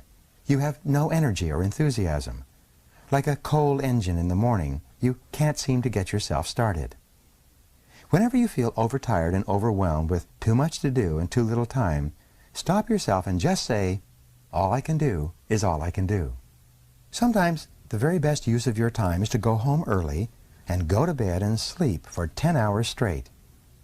This can completely recharge you and enable you to get 2 or 3 times as much work done the following day and of a far higher quality than if you had continued working long into the night. According to many researchers, the average American is not getting enough sleep relative to the amount of work he or she is doing. Millions of Americans are working in a mental fog as a result of working too much and sleeping too little. One of the smartest things you can do is to turn off the television and get to bed by 10 o'clock each night during the week. Sometimes 1 extra hour of sleep per night can change your entire life. Here's a rule for you. Take 1 full day off every week. During this day, either Saturday or Sunday, absolutely refuse to read, clear your correspondence, catch up on things from the office, or do anything that taxes your brain. Instead, go to a movie, exercise, spend time with your family, go for a walk, or participate in any activity that allows your brain to completely recharge itself. It is true that a change is as good as a rest. Take regular vacations each year, both long weekends and 1- and 2-week breaks to rest and rejuvenate. You are always the most productive after a weekend off or a vacation. Going to bed early 5 nights a week, sleeping in on the weekends, and taking 1 full day off each week will assure that you have far more energy. This added energy will enable you to overcome procrastination and get started on your major task faster and with greater resolve than you ever could if you were tired. In addition, to keep your energy levels at their highest, be careful about what you eat. Start the day with a high-protein, low-fat, and low-carbohydrate breakfast. Eat salads with fish or chicken at lunch. Avoid sugar, salt, white flour products, and desserts. Avoid soft drinks and candy bars or pastries. Feed yourself as you would feed a world-class athlete before a competition because, in many respects, that's what you are before starting work each day. By eating lean and healthy, exercising regularly, and getting lots of rest, you'll get more and better work done easier and with greater satisfaction than ever before. The better you feel when you start work, the less you procrastinate and the more eager you are to get the job done and get on with other tasks. High energy levels are indispensable to higher levels of productivity, more happiness, and greater success in everything you do. Now here's some ideas to put these recommendations into action. Make an analysis of your current energy levels and your daily health habits. Resolve today to improve your levels of health and energy by asking the following questions. 1. What am I doing physically that I should do more of? 2. What am I doing that I should do less of? 3. What am I not doing that I should start doing if I want to perform at my best? 4. What am I doing today that affects my health that I should stop doing altogether? Whatever your answers are to these questions, take action today. Chapter number 15. Motivate yourself into action. Antoine de Saint-Exupéry once wrote, "It is in the compelling zest of high adventure and of victory and of creative action that man finds his supreme joys." To perform at your best, you must become your own personal cheerleader. You must develop a routine of coaching yourself and encouraging yourself to play at the top of your game. Fully 95% of your emotions, positive or negative, are determined by how you talk to yourself on a minute-to-minute basis. It's not what happens to you, but the way that you interpret the things that are happening to you that determines how you feel. It is your version of events that largely determines whether they motivate or demotivate you, whether they energize or de-energize you. To keep yourself motivated, you must resolve to become a complete optimist. You must determine to respond positively to the words, actions, and reactions of the people and situations around you whenever possible. You must refuse to let the unavoidable difficulties and setbacks of daily life affect your mood or emotions. Your level of self-esteem, how much you like and respect yourself, is central to your levels of motivation and persistence. You should talk to yourself positively all the time to boost your self-esteem. Say things to yourself like, "I like myself, I like myself," over and over until you begin to believe what you say and behave like a person with a high-performance personality. To keep yourself motivated and to overcome feelings of doubt or fear, continually tell yourself, "I can do it, I can do it." When people ask you how you are, always tell them, "I feel terrific." No matter how you really feel at the moment or what is happening in your life, resolve to remain cheerful and upbeat. It's been said that you should never share your problems with others because 80% of people don't care about your problems anyway, and the other 20% are kind of glad that you've got them in the first place. In study after study, psychologists have determined that optimism is the most important quality you can develop for personal and professional success and happiness. It seems that optimists have 3 special behaviors all learned through practice and repetition. Here they are. First, optimists look for the good in every situation. No matter what goes wrong, they always look for something good or beneficial. And, not surprisingly, they always seem to find it. Second, optimists always seek the valuable lesson in every setback or difficulty. They believe that difficulties come not to obstruct, but to instruct. They believe that each setback or obstacle contains a valuable lesson they can learn and grow from, and they are determined to find it. Third, optimists always look for the solution to every problem. Instead of blaming or complaining when things go wrong, they become action-oriented. They ask questions like, what's the solution? What can we do now? What's the next step? In addition, people who are habitually optimistic, positive, and upbeat think and talk continually about their goals. They think and talk about the future and where they're going, rather than the past and where they came from. They're always looking forward rather than backward. When you continually visualize your goals and ideals and talk to yourself in a positive way, you feel more focused and energized. You feel more confident and creative. You experience a greater level of control and personal power. And the more positive and motivated you feel, the more eager you are to get started, and the more determined you are to keep going. Here's a way to put this idea into action. Control your thoughts. Remember, you become what you think about most of the time. Be sure that you are thinking and talking about the things you want rather than the things you don't want. Keep your mind positive by accepting complete responsibility for yourself and for everything that happens to you. Refuse to criticize or blame others for anything. Resolve to make progress rather than excuses. Keep your thoughts and your energy focused forward on the things you can do to improve your life, and let the rest go. Chapter number 16. Practice creative procrastination. Boardroom Reports wrote recently, make time for getting big tasks done every day. Plan your daily workload in advance. Single out the relatively few small jobs that absolutely must be done immediately in the morning. Then go directly to the big tasks and pursue them to completion. Creative procrastination is one of the most effective of all personal performance techniques. It can change your life. The fact is that you can't do everything that you have to do. You have to procrastinate on something. So put off eating smaller or less ugly frogs. Eat the biggest and ugliest frogs before anything else. The difference between high performers and low performers is largely determined by what they choose to procrastinate on. Since you must procrastinate anyway, decide today to procrastinate on low-value activities. Decide to procrastinate, outsource, delegate, and eliminate those activities that don't make much of a contribution to your life in any case. Get rid of the tadpoles and focus on the frogs. Here's a key point.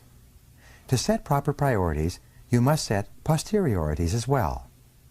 A priority is something that you do more of and sooner, while a posteriority is something that you do less of and later, if at all. Here's a rule. You can get your time and your life under control only to the degree to which you discontinue lower value activities. One of the most powerful of all words in time management is the word no. Say no to anything that is not a high-value use of your time and your life. Say it early and say it often. The fact is that you have no spare time. As we say, your dance card is full. For you to do something new, you must complete or stop doing something old. Getting in requires getting out. Picking up means putting down. Creative procrastination is the act of thoughtfully and deliberately deciding upon the exact things you are not going to do right now, if ever. Most people engage in unconscious procrastination. This means that they procrastinate without thinking about it. As a result, they procrastinate on the big, hard, valuable, important tasks that can have significant long-term consequences in their lives and careers. You must avoid this common tendency at all costs. Your job is to deliberately procrastinate on tasks that are of low value so that you have more time for tasks that can really make a difference in your life and work. Continually review your duties and responsibilities to identify time-consuming tasks and activities that you can abandon with no real loss.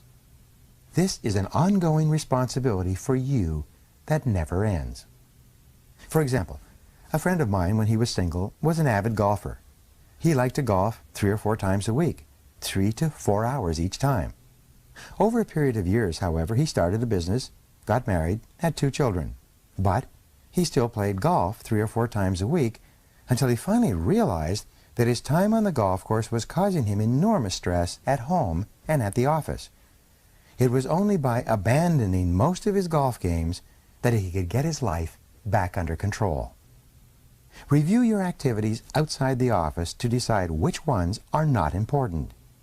Cut down on television watching and spend the time saved with your family, reading, exercising, or doing something that enhances your life. Look at your work activities and identify the tasks that you could delegate or eliminate to free up more time for the work that really counts. Begin today to practice creative procrastination, to set posteriorities wherever and whenever you can. This decision alone could change your life. Here's an exercise for you. Practice zero-based thinking in every part of your life. Ask yourself continually, if I was not doing this already, knowing what I now know, would I get into it again today? Examine each of your personal and work activities and evaluate it based on your situation today. If it is something that you would not start up again today, knowing what you now know, it is a prime candidate for abandonment or creative procrastination.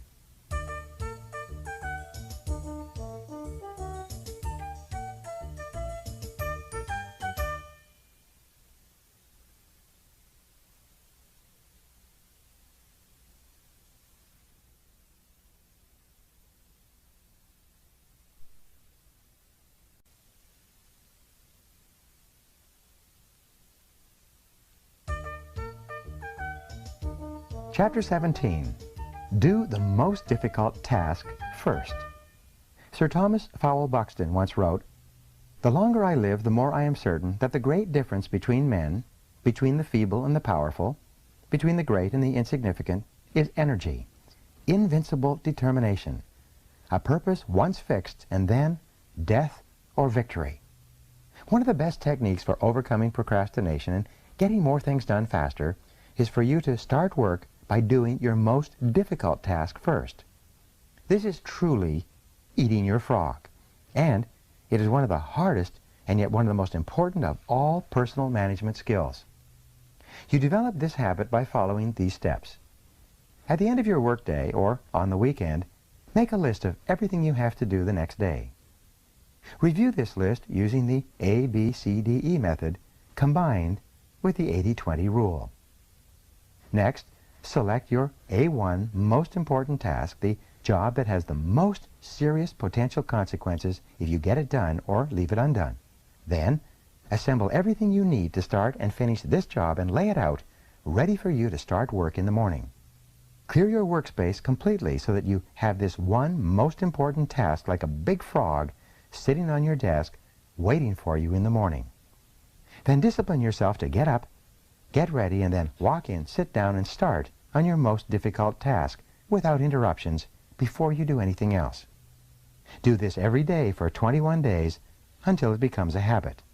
With this discipline, you will literally double your productivity in less than a month. Starting first thing in the morning with your biggest and most important task is the opposite of what most people do. This discipline breaks you of the habit of procrastination and puts your future squarely in your own hands. Starting with your most difficult job or piece of the job gives you a jump start on the day. As a result, you'll be more energized and productive from then on. On the days when you launch immediately into your top job, you will feel better about yourself and your work than on any other day. You will personally feel more powerful, more effective, more in control, and more in charge of your life than at any other time. Develop the habit of doing the most difficult task first, and you'll never look back. You will become one of the most productive people of your generation. Here's how you can put this idea into action. See yourself as a work in progress. Dedicate yourself to developing the habits of high productivity by practicing them repeatedly until they become automatic and easy. One of the most powerful phrases you can learn and apply is just for today. Don't worry about changing yourself for your whole life. If it sounds like a good idea, do it just for today. Say to yourself, just for today I will plan, prepare, and start on my most difficult task before I do anything else. You will be amazed at the difference this makes in your life. Chapter 18. Slice and dice the task. Orison Swett Marden once wrote, "The beginning of a habit is like an invisible thread, but every time we repeat the act, we strengthen the strand, add to it another filament, until it becomes a great cable and binds us irrevocably in thought and act." A major reason for procrastinating on big, important tasks is that they often appear so large and formidable when you first approach them. One technique that you can use to cut a big task down to size is the salami slice method of getting work done. With this method, you lay out the task in detail and then resolve to do just one slice of the job for the time being, like eating a roll of salami, one slice at a time, or like eating a frog, one piece at a time. Psychologically, you will find it easier to do a single small piece of a large project than to start on the whole job. Often, once you've started and completed a single part of the job, you will feel like doing just one more slice. Soon you'll find yourself working through the job one part at a time, and before you know it, the job will be completed.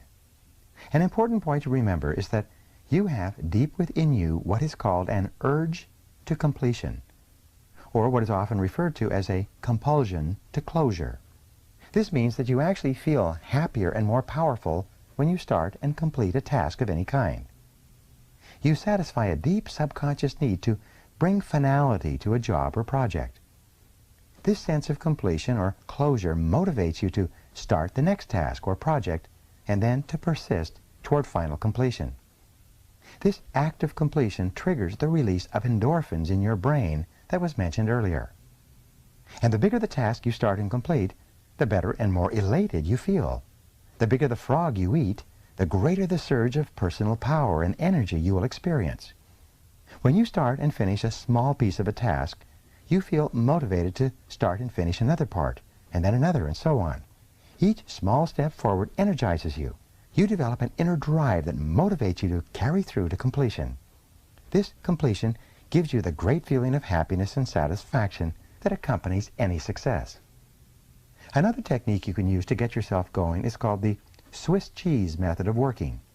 You use this technique to get yourself into gear by resolving to punch a hole into the task, like a hole in a block of Swiss cheese. You Swiss cheese a task when you resolve to work for a specific time period on it.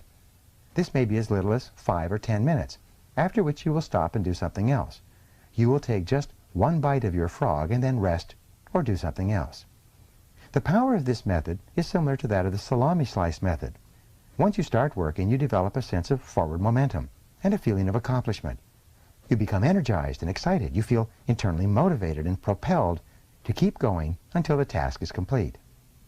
You should try the salami slice or the Swiss cheese method on any task that seems overwhelming when you approach it for the first time. You will be amazed at how helpful these techniques are in overcoming procrastination.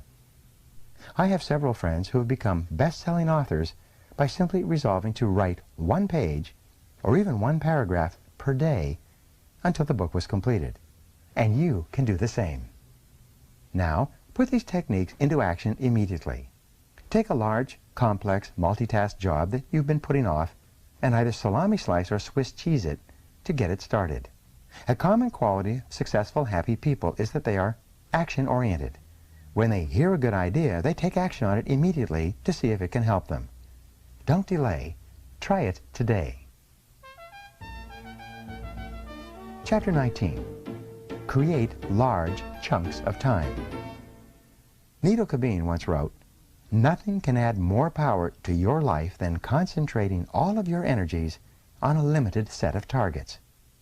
The strategy of creating large chunks of time requires a commitment from you to work at a scheduled time on large tasks. Most of the really important work you do requires large chunks of unbroken time to complete. Your ability to create and carve out these blocks of high-value, highly productive time is central to your ability to make a significant contribution to your work and to your life. Successful salespeople set aside a specific time period each day to phone prospects. Rather than procrastinating or delaying on a task that they don't particularly like, they resolve that they will phone for 1 solid hour, between 10 and 11 a.m. for example, and they then discipline themselves to follow through on their resolutions. Many business executives set aside a specific time each day to call customers directly to get feedback. Some people allocate specific 30 to 60-minute time periods each day for exercise. Many people read great books, 15 minutes each night before retiring. In this way, over time, they eventually read dozens of the best books ever written. The key to the success of this method of working in specific time segments is for you to plan your day in advance and specifically schedule a fixed time period for a particular activity or task. You make work appointments with yourself and then discipline yourself to keep them. You set aside 30, 60, and 90-minute time segments that you use to work on and complete important tasks. Many highly productive people schedule specific activities in pre-planned time slots all day long. These people build their work lives around accomplishing key tasks one at a time. As a result, they become more and more productive and eventually produce 2 times, 3 times, and 5 times as much as the average person. A time planner, broken down by day, hour, and minute, organized in advance, can be one of the most powerful personal productivity tools of all. It enables you to see where you can consolidate and create blocks of time for concentrated work. During this working time, you turn off the telephone, eliminate all distractions, and work non-stop. One of the best work habits of all is for you to get up early and work at home in the morning for several hours. You can get 3 times as much work done at home without interruptions as you ever could in a busy office where you are surrounded by people and bombarded by phone calls. When you fly on business, you can create your office in the air by planning your work thoroughly before you depart. When the plane takes off, you can work non-stop for the entire flight. You will be amazed at how much work you can go through when you work steadily in an airplane without interruptions. One of the keys to high levels of performance and productivity is for you to make every minute count. Use travel and transition times, what are often called gifts of time, to complete small chunks of larger tasks. Remember, the pyramids were built 1 block at a time. A great life and a great career is built 1 task, and often 1 part of a task, at a time. Your job in time management is to deliberately and creatively organize the concentrated time periods you need to get your jobs done well and on schedule. Here's some ways to apply this idea. Think continually of different ways that you can save, schedule, and consolidate large chunks of time. Use this time to work on important tasks with the most significant long-term consequences. Make every minute count. Work steadily and continuously without diversion or distraction by planning and preparing your work in advance. Most of all, keep focused on the most important results for which you are responsible. Chapter number 20. Develop a sense of urgency. Napoleon Hill once wrote, "Do not wait. The time will never be just right.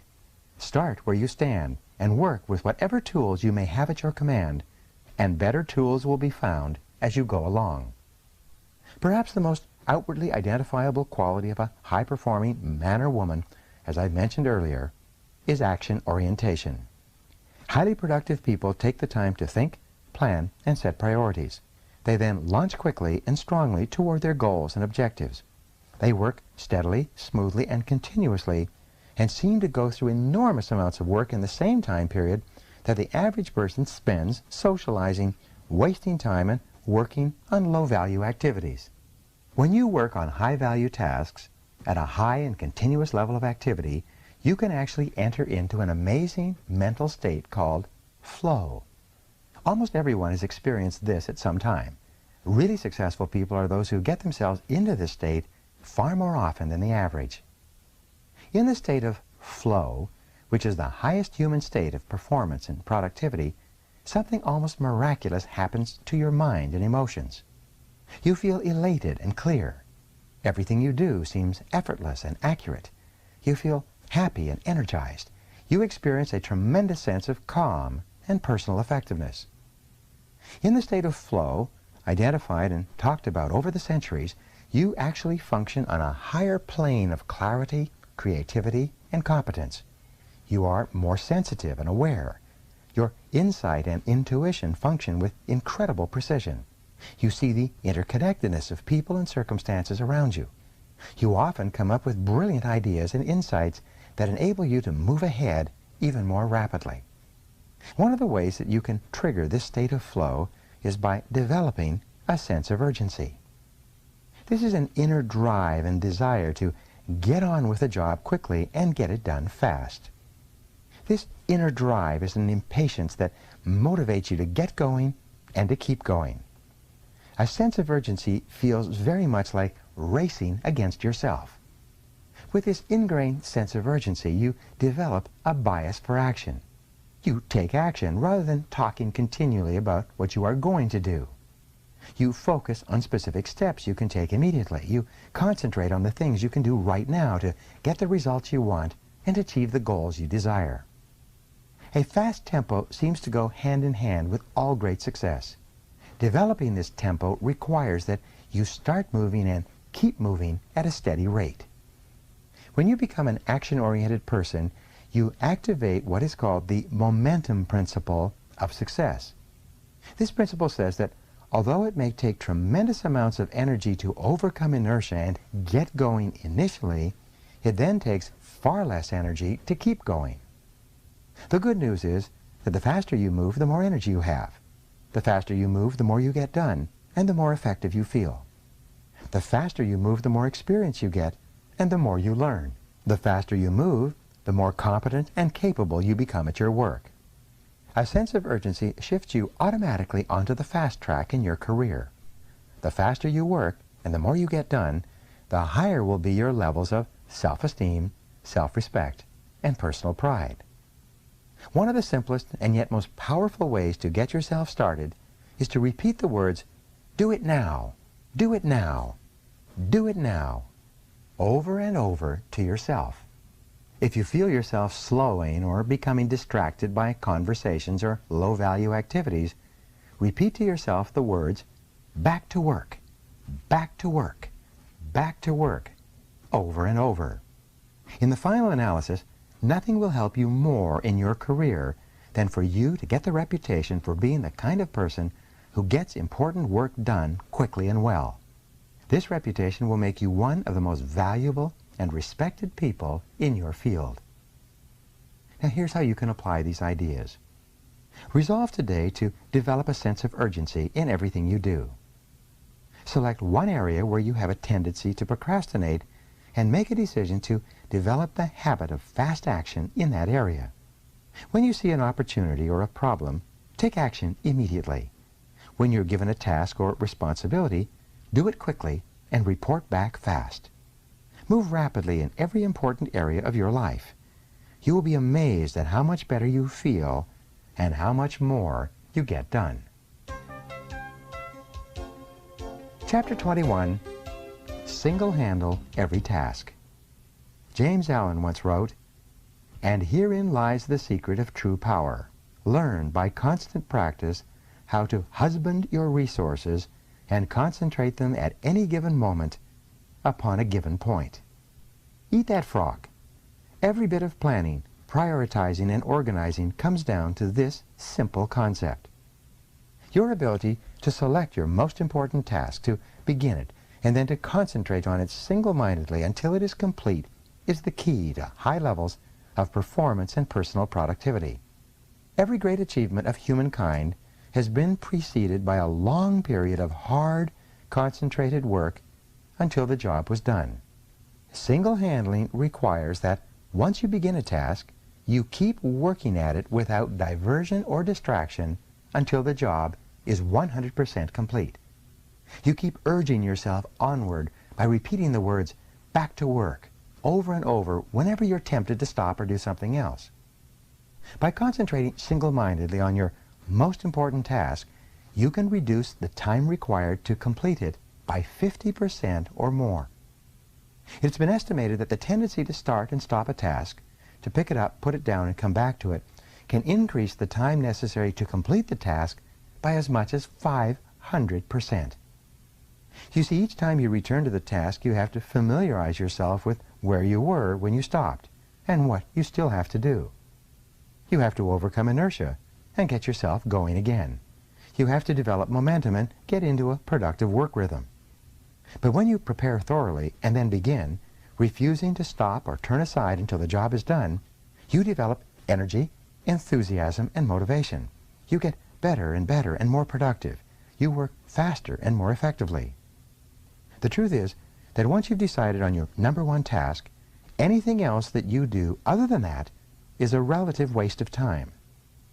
Any other activity is just not as valuable or as important as this job based on your own priorities. The more you discipline yourself to working non-stop on a single task, the more you move forward along the efficiency curve. That means you get more and more high-quality work done in less and less time. Each time you stop working, however, you break this cycle and move backward on the curve to where every part of the task is more difficult and time-consuming. Albert Hubbard defined self-discipline as the ability to make yourself do what you should do, when you should do it, whether you feel like it or not. In the final analysis, success in any area requires tons of discipline. Self-discipline, self-mastery, and self-control are the basic building blocks of character and high performance. Starting a high-priority task and persisting with that task until it is 100% complete is the true test of your character, your willpower, and your resolve. Persistence is actually self-discipline in action.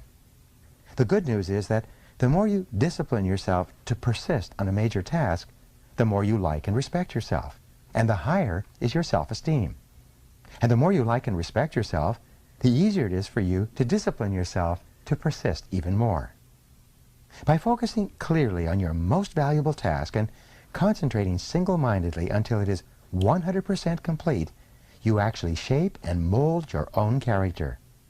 You become a superior person. You become a stronger, more competent, more confident, and happier person. You feel more powerful and productive. You eventually feel capable of setting and achieving any goal. You become the master of your own destiny. You place yourself on an ascending spiral of personal effectiveness on which your future is absolutely guaranteed. And the key to all of this is for you to determine the most valuable and important thing you could possibly do at every single moment, and then eat that frog. Here's something you can do immediately. Take action. Resolve today to select the most important task or project that you could complete, and then launch into it immediately. Once you start your most important task, discipline yourself to persevere without diversion or distraction until it is 100% complete. See it as a test to determine whether you are the kind of person who can make a decision to complete something and then carry it out. Once you begin, refuse to stop until the job is finished. Now here's the conclusion, and let's put it all together. The key to happiness, satisfaction, great success, and a wonderful feeling of personal power and effectiveness is for you to develop the habit of eating your frog first thing every day when you start work. Fortunately, this is a learnable skill that you can acquire through repetition. And when you develop the habit of starting on your most important task before anything else, your success is assured. Here's a summary of the 21 great ways to stop procrastinating and get more things done faster. Review these rules and principles regularly until they become firmly ingrained in your thinking and actions, and your future will be guaranteed. Number 1, set the table. Decide exactly what you want. Clarity is essential. Write out your goals and objectives before you begin. Number 2, plan every day in advance. Think on paper. Every minute you spend in planning can save you 5 or 10 minutes in execution. Number 3, apply the 80-20 rule to everything you do. 20% of your activities will account for 80% of your results. Always concentrate your efforts on that top 20%. Number 4, consider the consequences. Your most important tasks and priorities are those that can have the most serious consequences, positive or negative, on your life or work. Focus on these tasks above all else. Number 5, practice the ABCDE method continually. Before you begin work on a list of tasks, take a few moments to organize them by value and priority so that you can be sure of working on your most important activities. Number 6, focus on key result areas. Identify and determine those results that you absolutely, positively have to get done to do your job well, and work on them all day long. Number 7, obey the law of forced efficiency. There is never enough time to do everything, but there's always enough time to do the most important things. What are they? Number 8, prepare thoroughly before you begin. Proper prior preparation prevents poor performance. Number 9, do your homework. The more knowledgeable and skilled you become at your key tasks, the faster you start them and the sooner you get them done. Number 10, leverage your special talents. Determine exactly what it is that you are very good at doing or could be very good at, and throw your whole heart into doing those specific things very, very well. Number 11, identify your key constraints. Determine the bottlenecks or choke points, internally or externally, that set the speed at which you achieve your most important goals, and then focus on alleviating those constraints.